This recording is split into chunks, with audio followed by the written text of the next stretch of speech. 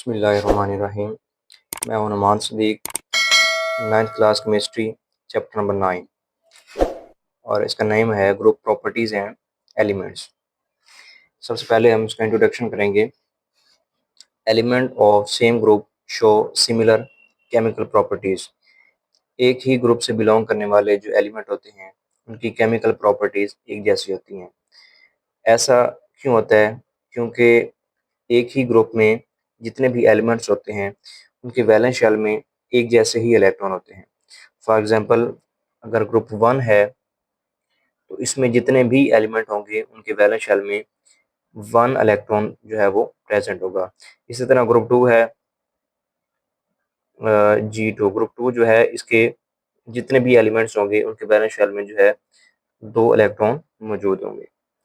तो इसी वजह से चूंकि हर एलिमेंट के वैलेंस शेल में एक जैसे इलेक्ट्रॉन है, तो एक ग्रुप से बिलोंग करने वाले जितने भी एलिमेंट्स होंगे उनकी केमिकल प्रॉपर्टीज एक जैसी हैं, क्योंकि जो केमिकल प्रॉपर्टीज होती हैं वो डिपेंड करती हैं नंबर ऑफ इलेक्ट्रॉन्स के ऊपर।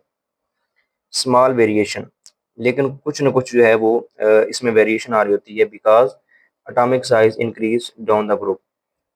क्योंकि जो एटम का साइज है वो ग्रुप में ऊपर से नीचे जो है वो बढ़ रहा होता है। इसी वजह से जो है केमिकल प्रॉपर्टीज में थोड़ा बहुत कहीं ना कहीं चेंज आ रहा होता है। Properties of group 1 elements.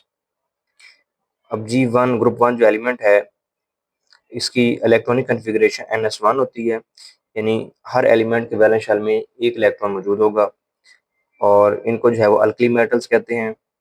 Highly reactive except hydrogen. Hydrogen के अलावा जितने भी एलिमेंट हैं वो बहुत ज़्यादा रिएक्टिव होते हैं। हाइड्रोजन जो है ये नॉन मेटल है और ये गैशियस फॉर्म में होती है। ये जो है वो लेस रिएक्टिव है। In group atomic size increases easy to lose electron. अब ग्रुप में जो है ऊपर से नीचे को जैसे आप आएंगे तो जो एटॉमिक साइज है वो बढ़ना शुरू कर देता है। तो इसी वजह से जैसे जैसे एटॉमिक साइज बढ़ेगा तो वहाँ से इलेक्ट्रॉन को निकालना आसान होगा, इजी टू लूज इलेक्ट्रॉन। इसलिए जो रिएक्टिविटी होती है वो डाउन द ग्रुप जो है वो इंक्रीज करती है। Reactivity increase down the group. Reactivity जो है वो डाउन द ग्रुप इंक्रीज करेगी, क्योंकि मेटालिक जो एटम का साइज है वो बढ़ रहा होता है। For example lithium. अब एक ग्रुप के एलिमेंट है तो लिथियम जो है वो रिएक्ट स्टेडली विद वाटर। इसका जो रिएक्शन होगा वो कंटिन्यूस होगा। लिथियम जो वाटर के साथ रिएक्शन करेगा तो लिथियम हाइड्रोक्साइड बनाएगा और साथ में हाइड्रोजन गैस जो है वो प्रोड्यूस होगी।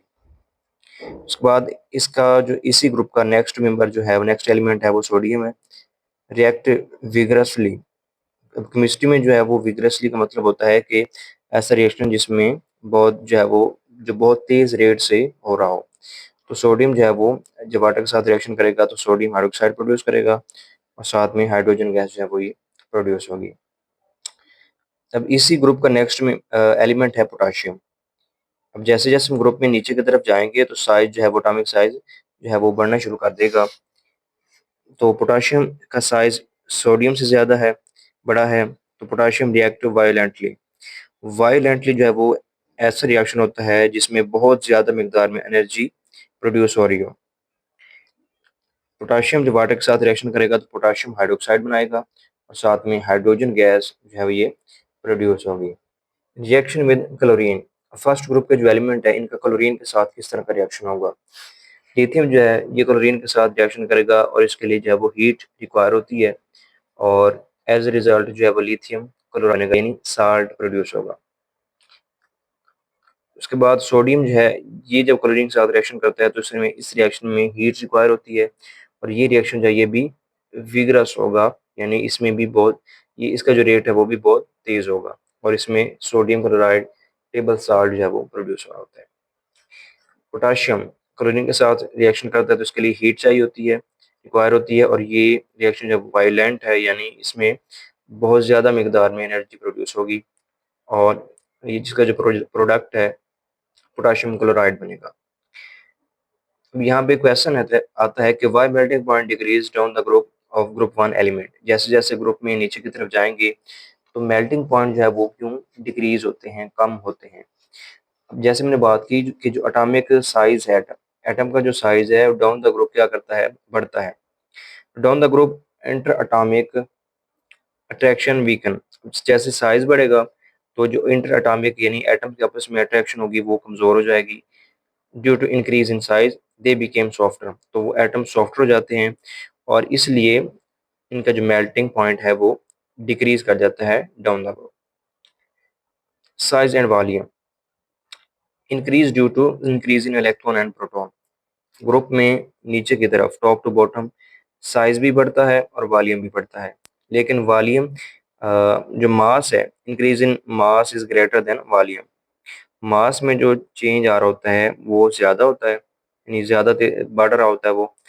तो अब डेंसिटी डेंसिटी में इसका क्या रिलेशन होगा? डेंसिटी जो होती है मास पर यूनिट वॉल्यूम होती है।